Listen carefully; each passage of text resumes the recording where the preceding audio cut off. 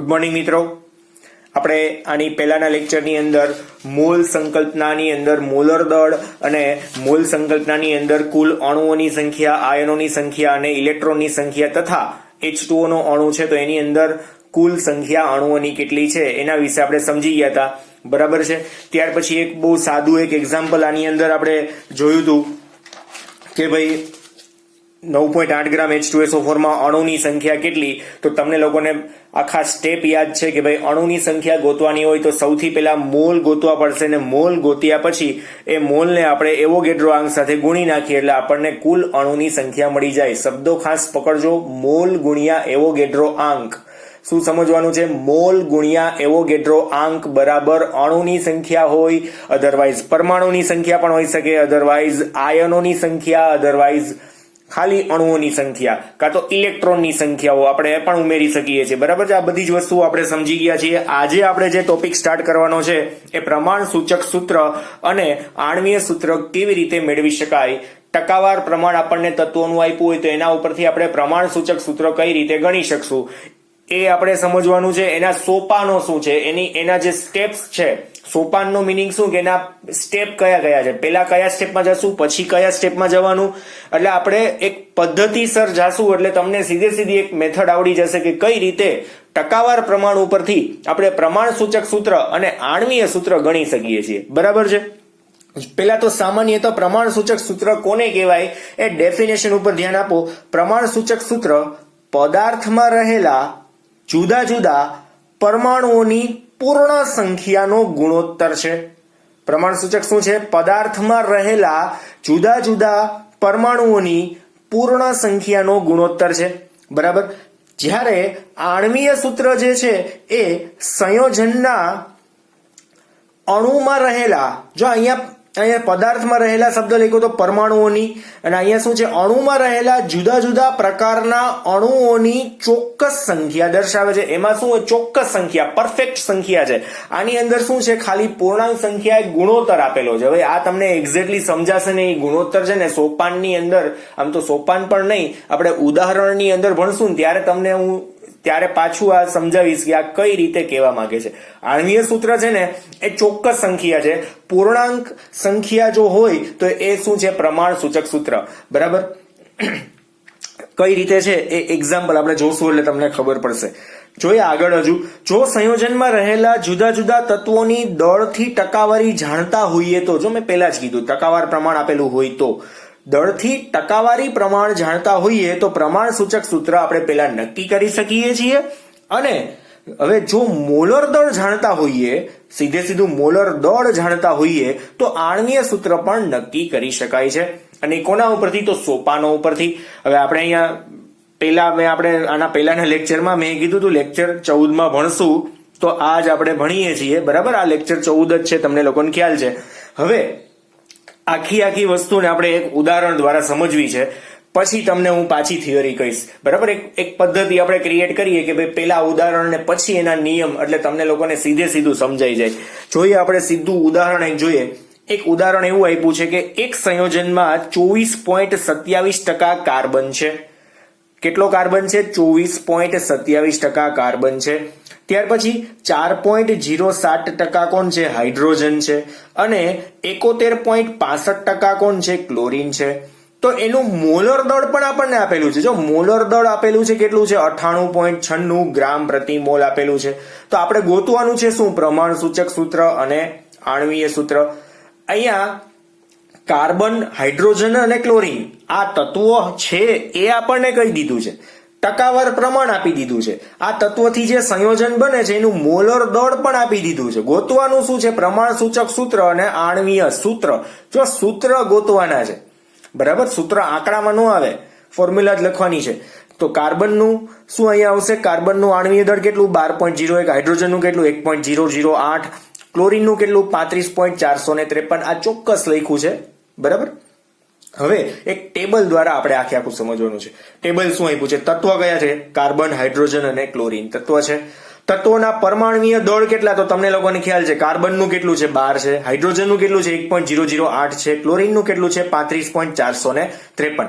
એના ટકાવાર પ્રમાણ કેટલા આપ્યા છે રકમની અંદર, તો કાર્બનના 24.27 છે, હાઇડ્રોજનના 4.07 છે અને ક્લોરીનના કેટલા છે 71.65 છે. એક્ઝેક્ટલી ખબર પડે છે. આ ત્રણ વસ્તુ તો આપેલી જ છે, બરાબર. હવે આપણે તત્વના મોલ ગોતવાના છે. તત્વના મોલ એટલે પરમાણુની સંખ્યા આપણને આમાંથી મળવાની છે. તત્વના મોલ ગોતવા માટે બહુ સાદું સૂત્ર, જો અહીંયા તમને કિંમતો જોવા મળશે સીધી, ટકાવાર પ્રમાણના છેદમાં ટકાવાર જે પ્રમાણ આપ્યું છે કાર્બનનું એના છેદમાં એનું જે દળ છે ને એ મૂકશું એટલે શું આવી જશે, અહીંયા પરમાણુય દળ મૂકશું એટલે શું આવશે, કંઈક સંખ્યા આવશે 2.021. ત્યાર પછી આ 4.07 છે એ તત્વોનું ટકાવાર પ્રમાણ છે, એના છેદમાં પરમાણુય દળ એટલે આપણને કંઈક પરમાણુની સંખ્યા મળશે 4.04. સેમ એઝ આ પણ અહીંયા આપેલું છે ક્લોરીન માટેના ટકાવાર પ્રમાણ આપ્યા છે, કેટલા આપ્યા છે 71.65, એના છેદમાં શું આવશે 35.453. આ જે ભાગાકાર કરશું એટલે આપણને કંઈક જવાબ આવે છે. જો અહીંયા 2.021, 4.04 અને 2.021.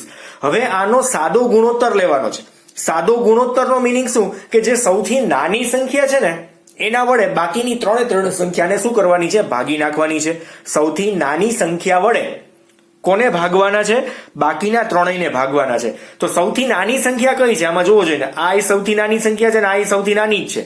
હવે તમને એવું લાગે કે માઇનર ડિફરન્સ હોય તો આપણે સૌથી નાની જ ગોતવાની છે. માઇનર ડિફરન્સ હોય તો પણ આવું બનશે નહીં, ખાસ જોજો. સૌથી નાની સંખ્યા કઈ છે 2.021. જો અહીંયા ત્રણમાં મેં કલર સરખા રાખ્યા છે ને મિત્રો, એનું કારણ એ છે કે સૌથી નાની સંખ્યા આપણે 2.021 સિલેક્ટ કરેલી છે. તો બાકી બધાને ગુણવાના છે, તો આ બધાને ભાગાકાર કરવાનો છે ત્રણનો કોના વડે 2.021 વડે. તો આ બંનેને ભાગાકાર કરીએ તો જવાબ શું આવશે 1 આવશે. આ બંનેનો ભાગાકાર એટલે જવાબ 2 આવશે. આ બંનેનો ભાગાકાર એટલે શું આવશે જવાબ 1. તો આ કઈક પૂર્ણાંક સંખ્યા આવી, બરાબર. હવે મિત્રો અહીંયા 1.2 હોત ને તો આપણે 1 જ લેત, 1.8 હોત તો 2 લઈ લેત. સમજાય છે? આ તો તમને લોકોને ખબર છે ને, પૂર્ણાંક સંખ્યા નજીકનો આંકડો તમારે પકડવાનો આવશે, બરાબર. 1.7 હોય તો 1.5 લઈએ, પણ આપણે પૂર્ણાંક સંખ્યા લખવાની છે એટલે 1 છે તો અહીંયા એક કાર્બનની સંખ્યા મળશે. જો આના ઉપરથી આપણને મળ્યું શું, તો ખાલી કાર્બનની સંખ્યા. હવે હું તમને પાછો એક ઓલો નિયમ દેખાડું. આપણે નિયમમાં શું લખ્યું હતું કે પ્રમાણ સૂચક સૂત્ર શું છે, પદાર્થમાં રહેલા જુદા જુદા પરમાણુઓની પૂર્ણ સંખ્યાનો ગુણોત્તર છે. જો પૂર્ણ સંખ્યાનો ગુણોત્તર છે તો અહીંયા ગુણોત્તર આપણે લીધો. પૂર્ણ સંખ્યા કેટલી આવી, કાર્બનની 1 આવી, હાઇડ્રોજનની કેટલી આવી 2 આવી, ક્લોરીનની કેટલી છે 1 છે. હવે આના ઉપરથી આપણને આ પૂર્ણાંક સંખ્યા ઉપરથી સંખ્યા ખબર પડી કે કાર્બન આટલા છે, હાઇડ્રોજન આટલા છે, ક્લોરીન આટલા છે, ખબર પડે છે. આ મેથડ યાદ રાખવાની છે. કાર્બન આનું પરમાણુય દળ ખબર છે, ટકાવાર પ્રમાણ રકમ આપેલું છે. શું કરવાનું, ટકાવાર પ્રમાણના છેદમાં પરમાણુ દળ આપણે કરશું એટલે શું આવશે, કંઈક કે આપણને 3 સંખ્યા મળશે, ત્રણે માટે જુદી જુદી. એમાં જે સંખ્યા સૌથી નાની છે એના વડે આ ત્રણે આપણે ભાગવાના છે. તો 3 જો અહીંયા લખેલા છે, 3 ને ભાગાકાર કર્યો છે, એક જવાબ આવ્યો 1, 2 અને 1. જે પૂર્ણાંક સંખ્યામાં આ રીતના કંઈક લખી શકાય. ઓલરેડી પૂર્ણાંક જ હતો એટલે આપણે એમને લખી નાખ્યો છે. બાકી તમને લોકોને આવડે છે 1.8 હોય તો 2 થાય, 1.7 હોય તો 1.5, પણ આપણે છે ને ગુણાંક પૂરેપૂરો જ લખવાનો છે. એટલે 1.5 થી વધારે હોય તો 2 અને 1.5 થી ઓછા હોય તો 1 અને 1.5 હોય, ધારો કે 1.5 હોય તો તમે 1 અથવા 2 લઈને આગળ વધશો એટલે આગળથી ખબર પડી જશે કે કેટલા રાખવા જોઈતા હતા, બરાબર છે. હવે આગળ વધી આમાં આ તમને કાર્બન, હાઇડ્રોજન અને ક્લોરીનની સંખ્યા મળી ગઈ છે. તેના પછી હવે ગણતરી પરથી આપણને પ્રમાણ સૂચક સૂત્ર શું મળશે. અહીંયા કાર્બનની સંખ્યા કેટલી છે, કાર્બનની 1 છે, હાઇડ્રોજનની 2 છે, ક્લોરીનની 1 છે. સૂત્ર કેવું બનશે, CH2 અને Cl. ખબર પડે છે, આ 1 નથી હો, ક્લોરીનનો Cl છે, બરાબર. તો CH2 Cl નું સૂત્ર દળ શું, કેમ કે પ્રમાણ સૂચક સૂત્ર મળે છે તો પ્રમાણ સૂચક સૂત્રનું જો આપણે દળ ગોતવા જઈએ ને, પરમાણુય દળ કાં તો મોલર દળ, તો એ શું મળશે, એને આપણે શું કહીશું, પ્રમાણ સૂચક સૂત્ર દળ. તો કાર્બનનું તમને લોકોને ખ્યાલ છે 12.01, હાઇડ્રોજનનું કેટલું છે 1.008, ક્લોરીનનું કેટલું છે 35.453. તો આપણને ટોટલ આ જે સૂત્ર મળ્યું છે ને એનું દળ કેટલું મળ્યું, CH2Cl નું જે દળ છે કેટલું 49.48. પણ રકમમાં આપણને શું કીધું હતું, રકમમાં એવું કીધું હતું કે મોલર દળ જે આપણને સૂત્ર મળશે ને એનું કેટલું હશે 98.96 હશે. તો હવે આપણે n ગુણાંકની સંખ્યા નક્કી કરવાની છે. કેમ કે આપણને આણ્વીય દળ આટલું આપેલું હતું, મોલર દળ જે 98.96 છે, આપણને મળ્યું કેટલું ગણતરી ઉપરથી? તો 49.48. તો n ગુણાંકની સંખ્યા કેટલી આવશે? આ બેનો ભાગાકાર કરીએ તો 2 આવશે. આપણને આપેલું હતું 98.96, મળ્યું આટલું, બેનો ભાગાકાર કર્યો તો ડિફરન્સ ખબર પડી કે બે ગુણાંકની સંખ્યાનો ડિફરન્સ છે. તો આના ઉપરથી આપણને સીધું શું મળશે? આણ્વીય સૂત્ર મળશે. તો આણ્વીય સૂત્રનું અહીંયા સાદું એક સૂત્ર બનાવી શકાશે. n ગુણાંક જે આપણને આવ્યો એના ગુણ્યા શું કરવાનું છે? પ્રમાણ સૂચક સૂત્ર. કયું? CH2Cl એ પ્રમાણ સૂચક સૂત્ર આપણે અહીંયા લખવાનું છે. તો આના ગુણ્યા 2 કરીએ તો કાર્બનની સંખ્યા 1 હતી તો કેટલી થઈ જશે? 2. હાઇડ્રોજનની સંખ્યા 2 હતી તો કેટલી થઈ જશે? 4. અને ક્લોરીનની સંખ્યા 1 જ હતી તો કેટલી થઈ જશે? 2. તો આપણને જે આણ્વીય સૂત્ર મળવાનું હતું એ મળી ગયું મિત્રો. C2H4 અને Cl2. સમજાય છે એક્ઝેક્ટલી? એટલે આપણે પહેલા આ ગોઈતું, આના ઉપરથી આનું સૂત્રદળ ગોઈતું. સૂત્રદળ આપણને 49.48. પણ પ્રોબ્લેમ ક્યાં થયો કે આપણને જે આણ્વીય દળ આપ્યું છે એ જુદું છે કંઈક. જો જુદું ન હોત, આને આ જ હોત તો અહીંયા જવાબ શું આવે? 1 આવે. તો સૂત્રદળ અને આણ્વીય સૂત્ર બંને કેવા હોત? સરખા હોત. અહીંયા જો એક જવાબ આવે તો બંને કેવા હોત? સૂત્રદળ પ્રમાણ સૂચક સૂત્ર અને આણ્વીય સૂત્ર બંને કેવા હોત? સમાન હોત. પણ અહીંયા 2 જવાબ આવ્યો છે તો અહીંયા જે કાર્બન, હાઇડ્રોજન અને ક્લોરીનની સંખ્યા છે એ કેવી થઈ જશે? બમણી થઈ જશે. બરાબર છે? આ ભાગાકારનો જવાબ કંઈક આવે છે. જો બંનેના મૂલ્યો સમાન હોત તો જવાબ શું આવે?